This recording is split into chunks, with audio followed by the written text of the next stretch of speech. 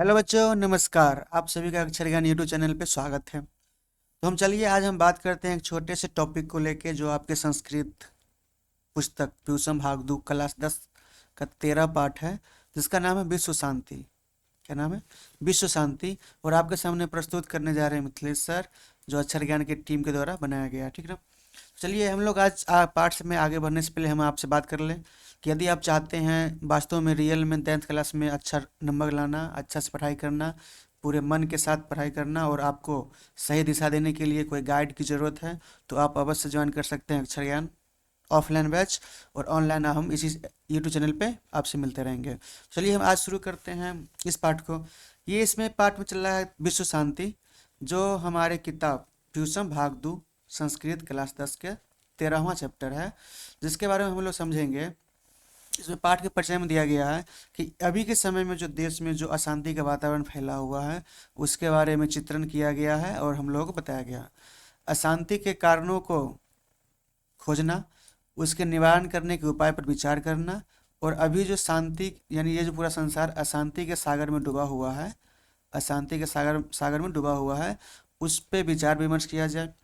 मानव का विनाश जो दिन ब दिन देखने को मिल रहा है, उसको रोकने के लिए भी शांति बहुत ही जरूरी है। मतलब इस पाठ में हमें शांति के महत्व के बारे में समझाया गया है। आगे हम बात करते हैं शांति के मुख्य दो कारण है।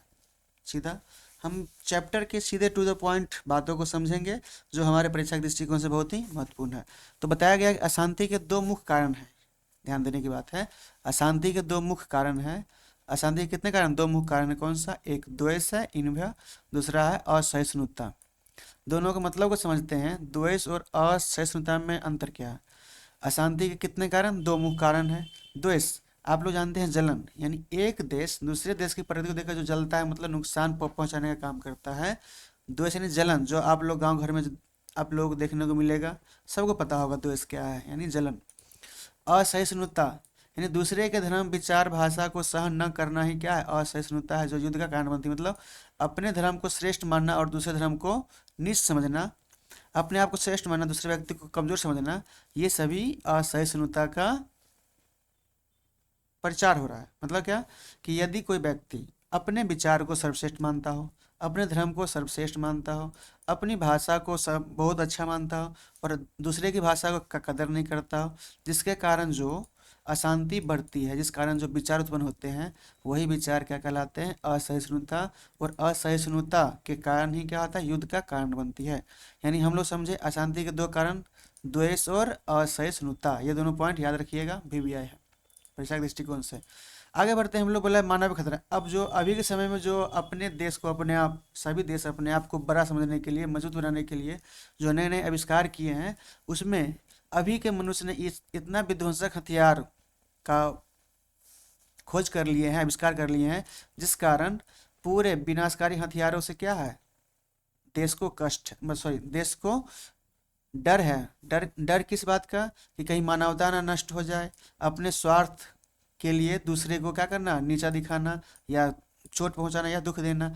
राजनीतिक उद्देश्य के लिए भी दूसरे को क्या करना? अशांति का माहौल बनाना। मतलब क्या? इसमें आ रही बात कि यदि हम अभी के समय में जो हथियार बने हैं, आविष्कार हुए हैं, उसकी हम बात करें, तो उससे अभी के मानव को ही न कष्ट पहुंचता है, यानी मानव का ही नुकसान होता है। और अपने आप को ऊंचा समझने के लिए आप आपस में बैर की भावना बढ़ती है, और बैर बढ़ती है तो आपस में अशांति का माहौल बढ़ता है। और राजनीतियों के दृष्टिकोण से भी अपनी पार्टियों को मजबूत करने के लिए भी लोगों के अंदर क्या करते हैं? ये अशांति का माहौल पैदा करते हैं, ताकि लोग आपस में क्या रहे?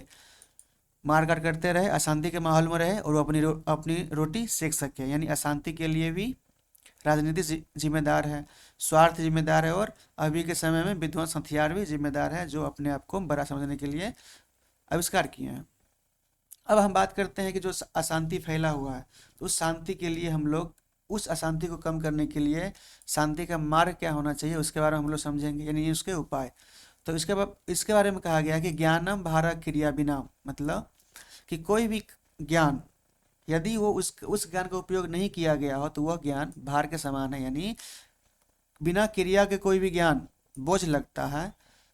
ठीक है? यानी कहने का मतलब है कि आपके पास जो भी ज्ञान है, उसका आप उपयोग करें अपने जीवन में, यानी व्यर्थ का ज्ञान भार के समान होता है। यानी यहाँ पे कह रहा है कि सिर्फ ज्ञान देना ही उपयुक्त नहीं है, बल्कि जीवन में उसका पालन करना भी अनिवार्य है। कहने का मतलब कि आपके पास ज्ञान है लेकिन आप उस ज्ञान का उपयोग नहीं कर रहे हैं, तो आपके लिए उस जीवन में ज्ञान का कोई महत्व नहीं है। स्वार्थ को त्याग कर परोपकार की भावना जागृत करनी होगी, मतलब कि हम अपने अंदर के स्वार्थ को दूर करके त्याग देंगे और उसमें परोपकार की भावना को उत्पन्न करेंगे, जिससे क्या होंगे, हम लोगों की सहायता कर सके, जिसके कारण शांति का मार्ग का विस्तार हो सके। विद्वानों और महापुरुषों का कर्तव्य है कि वे समाज में परमार्थ की वृत्ति जगाए, मतलब विद्वान जो भी है, पढ़े लिखे इंसान, जो भी महापुरुष, उनका कर्तव्य बनता है कि वे लोग समाज में परमार्थ की वृत्ति, मतलब कि हम लोग जो पृथ्वी पे आए हैं, तो यानी हम अपने आप को ठीक ठाक रहते हुए भी दूसरे की भलाई के लिए आए हैं, मतलब कि हम लोग सबको साथ में लेके चले, किसी को छोटा ऊंचा न समझे, बल्कि एकता की भावना से चले और शांति के उपाय के लिए हम लोग यही मार्ग पे चल सकते हैं। आगे बात आती है इसमें, आगे की बात है कि शांति को लेकर भगवान बुद्ध का भी कुछ संदेश है, जिसको हम लोग समझेंगे। बैर से बैर का समन असंभव है, यानी बैर से बैर का समन असंभव है, यानी झगड़ा से झगड़ा का नाश असंभव है। झगड़ा शांति से ही खत्म हो सकते हैं, ये भगवान बुद्ध का कहना है। बैर से बैर का समन असंभव कैसे कहना है, महात्मा बुद्ध का कहना है। शांति केवल अवैर, अवैर यानी बिना दुश्मनी के, करुणा दया और मैत्री मतलब होता है फ्रेंडशिप, यानी दोस्ती तरीके से संभव, यानी शांति हमें सिर्फ अवैर करने से, दया दिखाने से और दोस्ती करने से ही शांति मिल सकती है। दूसरों को कष्ट देना आत्मनाश का कारण है। दूसरे को जो हम कष्ट पहुंचाएंगे, इसका मतलब है कि हम अपना नुकसान खुद कर रहे हैं। दूसरे को कष्ट देना आत्मनाश का कारण है। भगवान बुद्ध का कहना है कि यदि आप दूसरे को कष्ट पहुंचा रहे हैं, मतलब वो आप दूसरे को नहीं बल्कि अपने आप को कष्ट पहुंचा रहे हैं और आप अपने आप को नाश कर रहे हैं, ठीक ना।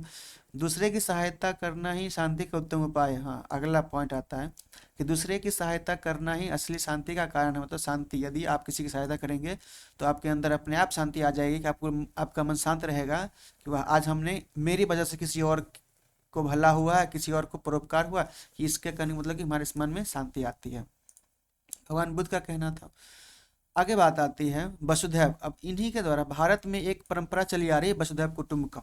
क्या चली आ रही है, वसुधैव कुटुंबकम, यानी वसुधा मतलब पूरा भूमि, और कुटुंब का मतलब क्या, सभी लोग परिवार। यानी कह रहा है कि वसुधैव कुटुंबकम को लेके एक नया एक श्लोक है, जिसके माध्यम से कहना है अयम निजः परो वेत्ति, यह मेरा है वह तुम्हारा है।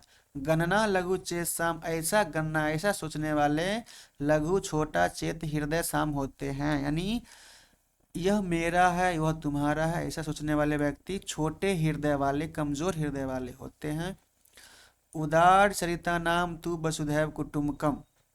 उदार व्यक्तियों के, यानी उदार व्यक्ति जो होते हैं, जो लोगों की भलाई करते हैं, उसके लिए पूरा संसार परिवार के समान है। ये श्लोक के माध्यम से कहा जा रहा है। यानी यह मेरा है, यह वह पराया, ऐसा सोच छोटे मन वाले के लोगों के मन में होते हैं। उदार व्यक्ति के लिए, यानी महापुरुषों के लिए पूरा संसार परिवार के समान होता है, ऐसा इस श्लोक के माध्यम से कहा गया। और भारत कहा गया है वसुधैव कुटुंबकम, यानी भारत भी क्या है, परिवार के समान है पूरा। अगला बताता है अब शांति को प्रयास के लेके अंतर्राष्ट्रीय प्रयास क्या क्या किए गए हैं, इसको हम लोग समझेंगे। देश के विवादों को सुलझाने का काम कौन करता है, यूएनओ करता है, यानी संयुक्त राष्ट्र संगठन करता है, यूनाइटेड नेशंस करते हैं, जैसी संस्थाएं कार्य करती है, ठीक ना। ये संस्थाएं समय समय पर युद्ध के खतरों को टालती है, मतलब कि देश के अंदर जो विवाद होते हैं उस विवाद को होने से बचाती है, और ये संकट को दूर भी किए हैं। संकट के समय दूसरे देश की सहायता से, मतलब कि संकट जब आती है देश पे, तो एक देश दूसरे देश को सहायता सामग्री कहते हैं, भिजवाते हैं। यही शांति के क्या क्या है, सूर्योदय, मतलब शांति का सूर्योदय हमें देखने को मिलता है कि अंतर्राष्ट्रीय प्रयास से। यानी जब कोई देश संकट में हो तो दूसरा देश क्या करता है, उसको सहायता राशि भिजवाता है या कुछ भी सहायता सामग्री भिजवाते हैं। तो ये क्या है, ये विश्व शांति का सूर्योदय, मतलब कि विश्व शांति की शुरुआत का संकेत हमें मिलता है, ठीक ना। आगे बात करते हैं हम लोग अब परीक्षा के लिए कुछ महत्वपूर्ण उपयोगिता वाले शब्द। आश्रित सहारा लेना, शीत युद्धम प्रच्छन्न युद्ध, यानी जो युद्ध चलते रहते हैं। विध्वंस का हानि विनाश करने वाला, आशनु सहन न करना, परोपकार भलाई करना। कलहम झगड़ा, कुलम किनारा, मोद मोदमानी मतलब प्रसन्न होना। बैर दुश्मनी, सूर्योदय मतलब सूर्य का उगना, यानी शुरुआत होना। अब हम लोग कुछ बात इसमें आती है व्याकरण के दृष्टिकोण से। परोपकार क्या हो जाएगा, पर दुरुपकार, बस ये सब आप देख लीजिएगा। समास में अशांति क्या मतलब होता है, न शांति, जहाँ शांति न हो। विश्व शांति, विश्व से शांति, जहाँ विश्व की शांति हो। परोपकार, पर से उपकार, दूसरे को उपकार करना शुरू होता है। सूर्य से उदय है, ठीक है। कुछ महत्वपूर्ण प्रश्न बोर्ड के दृष्टिकोण से हैं, जिसमें हम लोग अशांति के दो मुख्य कारण कौन सा है, द्वेष और असहिष्णुता, ये हम पढ़ लिए थे, द्वेष और असहिष्णुता। अशांति को कौन बढ़ाता है, स्वार्थ और राजनीति का उपदेश जो देता है, यानी अशांति को कौन बढ़ाता है, स्वार्थी लोग और राजनीतियों का उपदेश, मतलब कि जो लोग राजनीति मतलब नेता मंत्री है वो सब जो भाषण देते हैं, लोगों को उग्र करते हैं अशांति के लिए, ताकि उनका दाल गल सके। ज्ञानम भारा क्रिया बिना का अर्थ क्या है कि क्रिया के बिना काम बोझ के समान है, मतलब कि क्रिया यदि ज्ञान का उपयोग नहीं किया तो वो ज्ञान मेरे लिए बोझ के समान है। भगवान बुद्ध ने शांति के लिए क्या कहा है, बैर से बैर का शांत असंभव है। विश्व शांति सूर्य कब दिखता है, जब कोई देश संकट के समय होता है, तो जैसे कहते हैं दूसरे देश जो मदद करते हैं, तब हमें विश्व शांति का सूर्योदय दिखता है। चलिए, तो हम धन्यवाद। अब आशा करते हैं कि यह पाठ आपको अच्छे से समझ में आया होगा।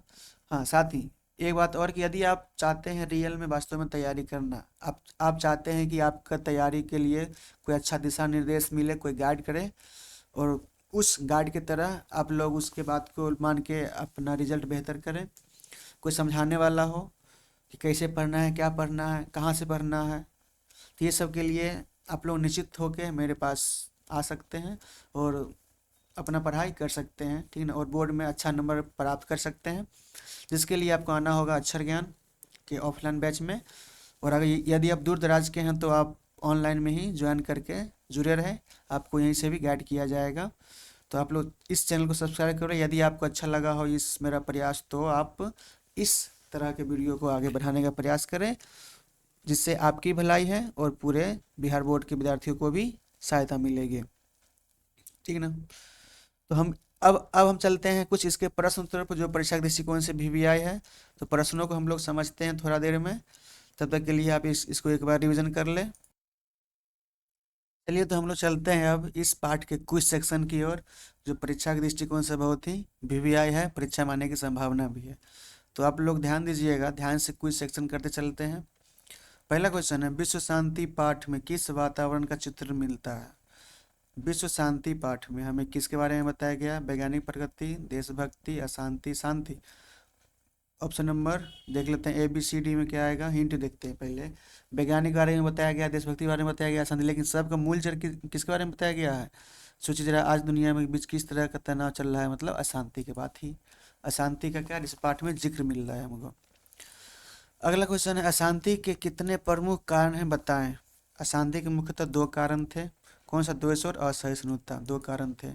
बैर से बैर का समन, मतलब बैर से बैर का नाश क्या है, संभव है, असंभव है। बैर से बैर का नाश, झगड़ा से झगड़ा खत्म हो सकता है, नहीं, असंभव है, झगड़ा है झगड़ा खत्म कभी नहीं हो सकता। दुख का विषय क्या है, आर्थिक प्रगति, मातृभाव, अस्त्र निर्माण, सार्वभौमिक अशांति। आर्थिक प्रगति दुख का विषय है, कि भ्रातृभाव यानी भाईचारा दुख का विषय है, कि अस्त्र का निर्माण दुख का विषय है, कि सभी जगह जो अशांति का माहौल है वो दुख का विषय है। सभी जगह शांति ही क्या दुख का माहौल है, ऑप्शन नंबर डी सही है। परोपकार से क्या मिलती है, हानि होती है, शांति होती है, युद्ध होता है, अशांति होती है। परोपकार करेंगे यानी किसी की भलाई करेंगे तो मारपीट होगा, नहीं होगा, शांति खत्म, ऑप्शन नंबर।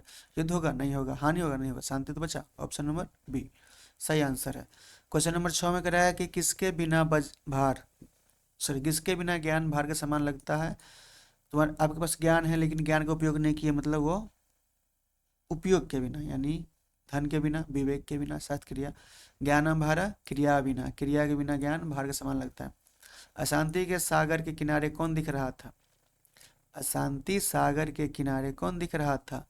भारत, छात्र, विद्वान, संसार। संसार अशांति के सागर में, यानी option number D, option number D सही है, सही उत्तर है। बहुत अच्छा, आप लोग अच्छा देख रहे हैं, पढ़ भी रहे हैं। उदार हृदय वाले के लिए पूरी पृथ्वी क्या, खुला हृदय वाले के लिए पूरा पृथ्वी स्वार्थ है, राज्य है, शत्रु है, परिवार है। उदार हृदय वाले के लिए पूरा पृथ्वी परिवार का समान है, यानी वसुधैव कुटुंबकम। द्वेष से क्या उत्पन्न होती है, द्वेष, द्वेष यानी जेलियस, इनभॉय। भक्ति, प्रेम, अशांति, शांति। 3 पॉजिटिव है, 1 निगेटिव, ऑप्शन नंबर सी ही हमको लगेगा वही आंसर ही है। एक देश दूसरे की नदी देख के क्या करते हैं, प्रशंसा करते हैं, वाह बहुत अच्छा, वो देश विकास कर लिया, नहीं। सहायता करते हैं, थोड़ा और हम भी कर दें, नो। द्वेष, मैत्री, दोस्ती, नहीं, द्वेष। अभी के समय में कोई व्यक्ति अगर बढ़ रहा है आगे तो उसको लोग टांग खींचने का काम करते हैं, मतलब क्या करते हैं, द्वेष करते हैं, उसे जलन करते हैं। किसे त्याग देना चाहिए, परोपकार को, स्वार्थ को, ज्ञान को, परमार्थ को। परमार्थ में से होता है कि आपका जीवन जो मिला है वो किस काम का मिला है, उसके अर्थ को समझना। स्वार्थ को हमें त्याग देना चाहिए। बैर को कौन बढ़ाता है, स्वार्थ, दया, परोपकार, अस्वार्थ। अस्वार्थ मतलब होता है स्वार्थ नहीं, परोपकार, दया। बैर मतलब दुश्मनी कौन बढ़ाता है, स्वार्थ। यदि मान लीजिए कि आप 5 दोस्त है, 6 समोसा लाया गया, अब बोलिए कि अब 5 5 बढ़ गया, एक बच गया। अब एक के लिए आपस में झगड़ा होता है, मतलब कि स्वार्थ है कि हमें चाहिए, यानी स्वार्थ क्या करता है, बैर को बढ़ाता है। अशांति को शांत करना क्या है, अशांति को शांत करना निवारण है, उन्नति है, कारण है, द्वेष है। अशांति को शांत करना निवारण है, यानी समस्या को खत्म करना एक निवारण कहलाता है। संसार में अशांति के लिए कौन जिम्मेदार है, बच्चे, परोपकारी, स्वार्थी या महापुरुष। महापुरुष, नो, स्वार्थी मनुष्य, यानी जिसके पास स्वार्थ है वो अशांति फैलाएगा और संसार को भी अशांति के सागर में डुबाएगा। विवादों को शांत करने के लिए कौन सी संस्था है, विद्यालय, भारत सरकार, सेना, यूएन। यूएन। इस पाठ में हमें यूएन का जिक्र किया गया है जो विवादों को शांत करता है। अयम निजम परोवेति गणना किसकी है, उदार लोगों की, ऋषियों की, लघु नीच वाले की, विद्वानों की। उदार चरित्र, अयम निजम परोवेति, यह मेरा है वह तुम्हारा है। यह कौन कौन लोग सोचते हैं, उदार लोग सोचते हैं, या ऋषि लोग सोचते हैं, या विद्वान सोचते हैं, या लघु छोटे हृदय वाले।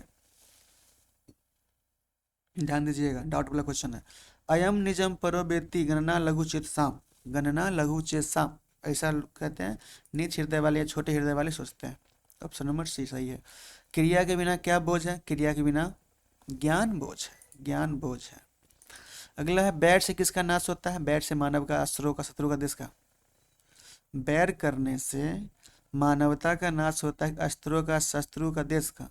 बैर अपने अंदर करते हैं व्यक्ति, अपने मानव अपने हृदय में करते हैं बैर, यानी मानवता का नाश होता है।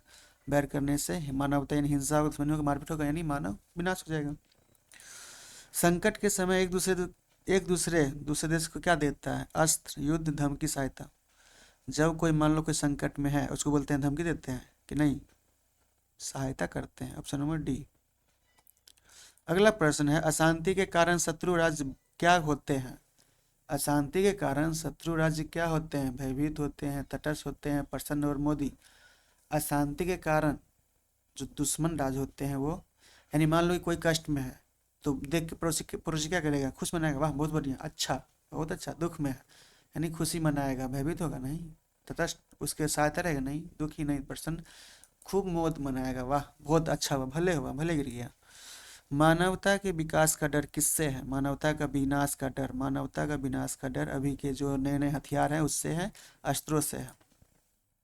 विश्व शांति पाठ किस ग्रंथ से लिया गया है, लो, महाभारत से लिया गया है, रामायण है, पुराण है, निबंधात्मक है। अब बताना कि ये महाभारत में जो जिक्र है रामायण में है कि पुराण में, कहाँ है। ऑप्शन में हिंट देख लेते हैं से क्या है, यह पाठ आधुनिक दुनिया की समस्याओं पर लिखा गया है, एक आलेख, आलेख मतलब निबंध है, ले एकदम निबंध बनाया गया, यानी ये पाठ निबंधात्मक पाठ है।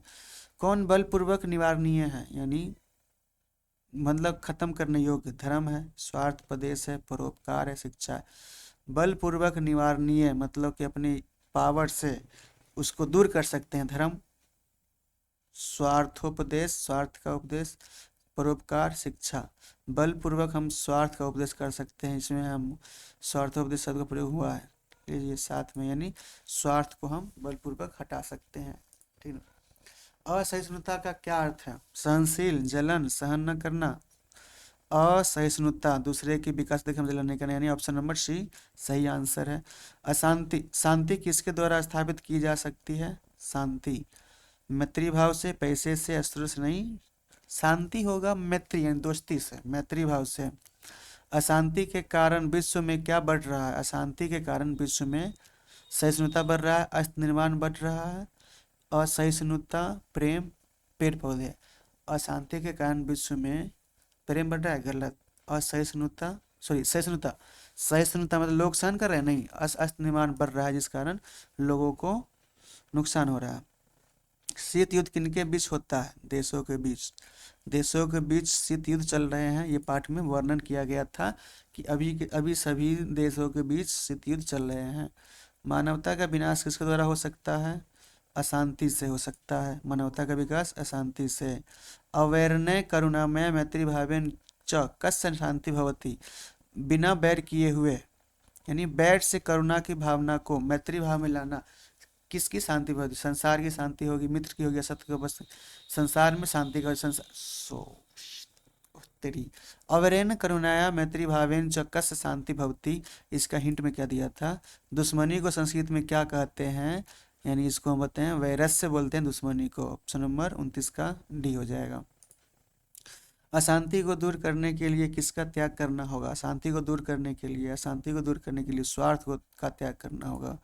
संकट काल में कौन सा देश सहायता करते हैं? स्वार्थी देश, भयभीत देश, शत्रु या परोपकारी देश सहायता करते हैं अशांति के समय। क्या जानकर निवारण का उपाय ज्ञात होता है? क्या जानकर निवारण का उपाय ज्ञात होता है? समय जानकर, स्थान, परिणाम, कारण।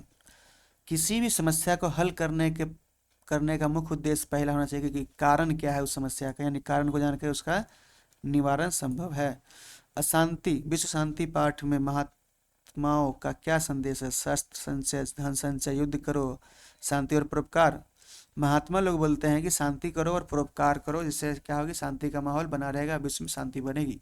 परोपकार का संधि विच्छेद करें। परज और उपकार, परज और उपकार, परो नहीं, पर नहीं, पर नहीं, पर परज और पर्ज और उपकार, परोपकार, अजरूर मिलके आ बनता है, यानी उन संधि है।